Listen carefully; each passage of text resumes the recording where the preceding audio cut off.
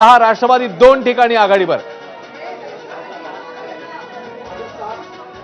तर नांदेडमध्ये भाजपची मोठी आघाडी आहे। भाजप 26 जागांवरती आघाडीवर आहे आणि अर्थातच अशोक चव्हाण यांच्यावरती मोठी जबाबदारी होती। अहिल्यानगरमध्ये भाजपचे 4 उमेदवार हे विजयी झालेत। पुण्यामध्ये गजा मारणेची पत्नी जयश्री मारणे हिची पिछाडी अश्विन निवडणुकीमध्ये जर का लक्षात असेल तशा गुंडापुंडांना उमेदवारी देणं, आयारामांना एक प्रकारे उमेदवारी देणं याच्यावरनं बराच हलकल्लोळ पाहायला मिळाला। खूप नाराजी नाट्य सुद्धा पाहायला मिळालेलं होतं।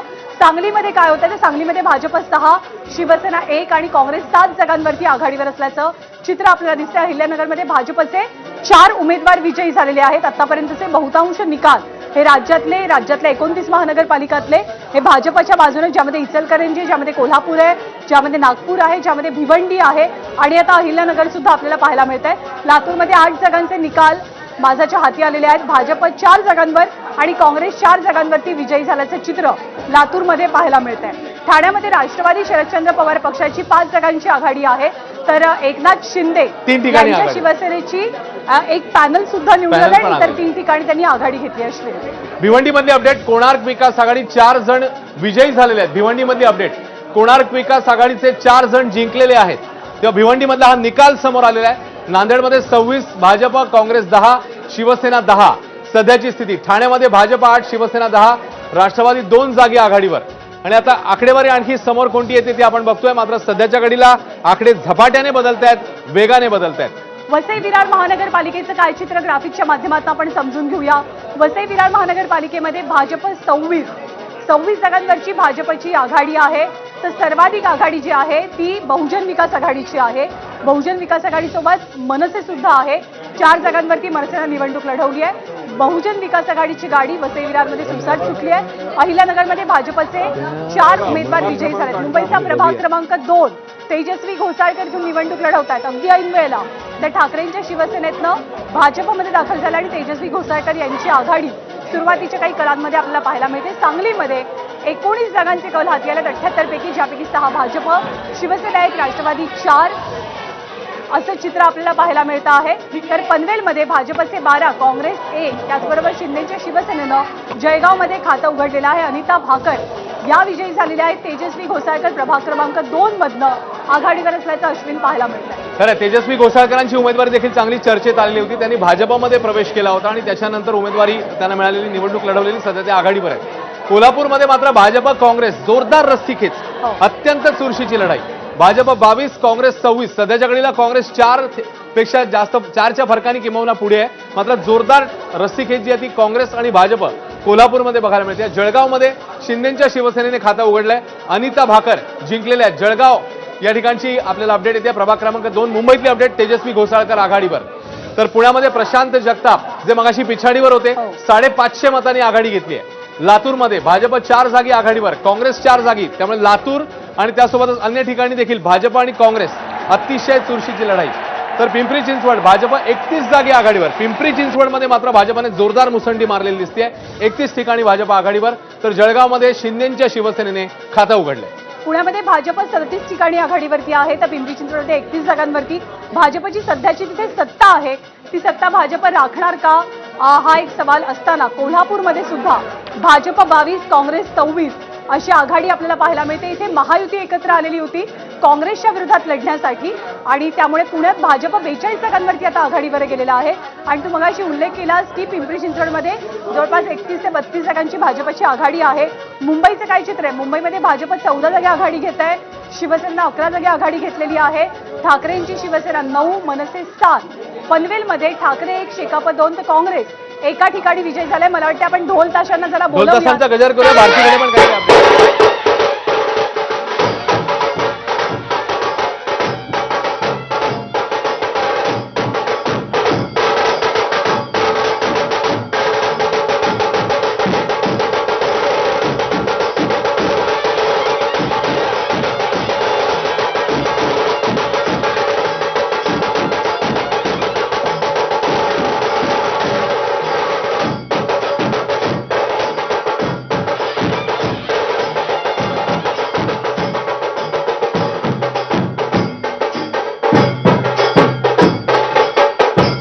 तर ढोलताशे वाजलेले आहेत, काही ठिकाणचे निकाल समोर आले आहेत, भारती सांगेल।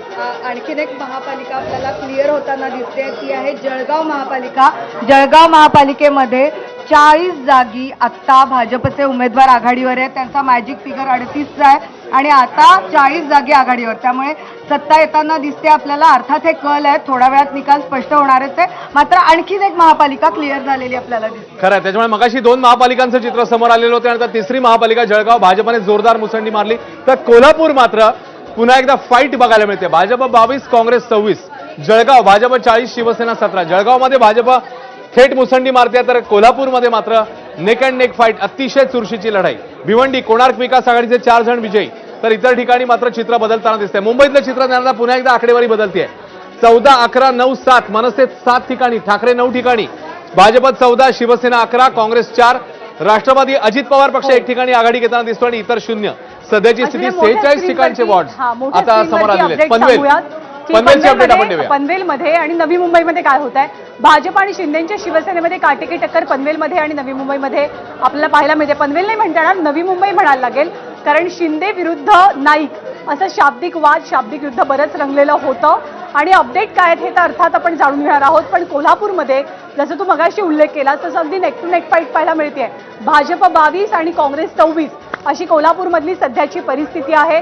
जळगावमध्ये जी महानगरपालिका ही गिरीश महाजन यांच्यासाठी विशेष महत्वाची, तर जळगावमध्ये सुद्धा भाजपची आघाडी आपल्याला पाहायला मिळते. भिवंडीमध्ये कोणार्क विकास आघाडीचे 4 जण विजयी झालेले आहेत.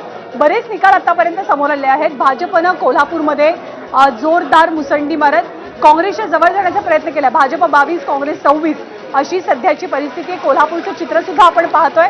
भाजप 22, शिवसेना 9, राष्ट्रवादी 3, काँग्रेस 24 आणि ठाकरे 2 असं सध्याचं कोल्हापूरचं चित्र आहे.